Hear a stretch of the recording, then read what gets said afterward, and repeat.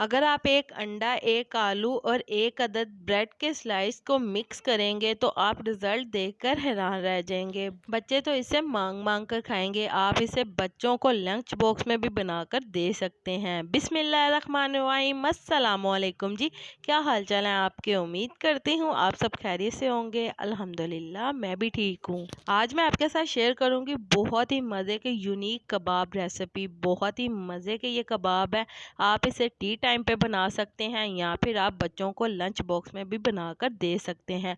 बच्चे इसे बहुत ही ज़्यादा शौक से खाएंगे। जो इसे एक बार खाएगा वो इसे बार बार मांग कर खाएगा। तो चलें जी, चलते हैं आज की इस मज़ेदार सी रेसिपी की तरफ।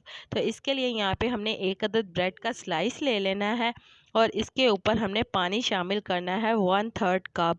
पानी शामिल करके हमने इसे नरम होने के लिए रख देना है।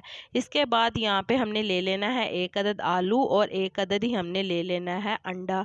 तो अंडे और आलू को हमने बॉयल कर लेना है और बॉयल करके हमने इनके छिलके उतार लेने हैं। छिलके उतारने के बाद आपने फोक ले लेना है। फोक की मदद से आपने इसे मैश कर लेना है। तो चलें जी, अच्छी तरह से आपने इसे मैश करना है ताकि ये अच्छी तरह से मिक्स हो सकें। तो यहाँ पे हम इसे मैश कर लेंगे। आप मैशर की मदद से भी इसे मैश कर सकते हैं। तो यहाँ पे जो हमने ब्रेड के स्लाइस को पानी के साथ डिप कर कर रखा था उसके अंदर से हमने अब पानी को अच्छी तरह से निचोड़ लेना है। तो जो ये हमारा ब्रेड का स्लाइस है वो हमारा सॉफ्ट हो चुका है। तो सारे का सारा पानी आपने अच्छी तरह से हाथ की मदद से निचोड़ देना है।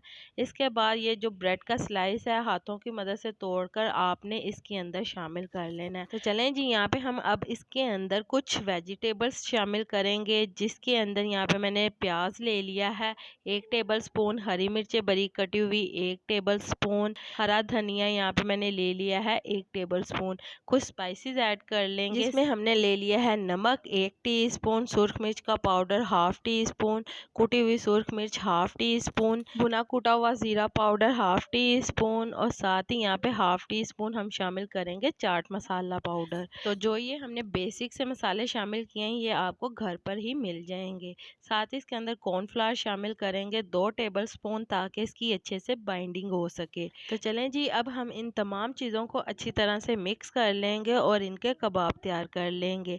तो इसी के साथ मुझे लाजमी बताइएगा कि मेरे प्यारे प्यारे व्यूवर्स मुझे किस मुल्क और किस शहर से देख रहे हैं ताकि मैं आपका शुक्रिया अदा कर सकूं।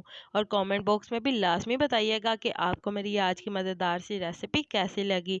और आप सबका मेरी वीडियो को देखने का और पसंद करने का बहुत बहुत शुक्रिया। तो यहाँ पे आप देख सकते हैं हमारे सारे कबाब तैयार हो गए हैं। इसके बाद यहाँ पे हम ले लेंगे ब्रेड क्रम्स। ब्रेड क्रम्स के अंदर हमने एक एक कबाब उठाना है और इसे अच्छी तरह से कोट कर लेना है। तो चलें जी, यहाँ पे हम कबाब रख लेंगे और कबाब को अच्छी तरह से ब्रेड क्रम्स के साथ कोट कर लेंगे। तो अगर आप मेरे चैनल पर नए हैं तो आप मेरे चैनल को सब्सक्राइब कर लें। ये आपकी तरफ से प्यार और मोहब्बत होता है। तो इससे मेरी हौसला अफजाई होगी और मैं आपके लिए बहुत ही मज़े मज़े की रेसिपी लेकर हाजिर होती रहूँगी इंशाल्लाह। तो चलें जी, यहाँ पे आप देख सकते हैं हमने अच्छी तरह से कबाब को कोट कर लिया है ब्रेड क्रम्स के साथ।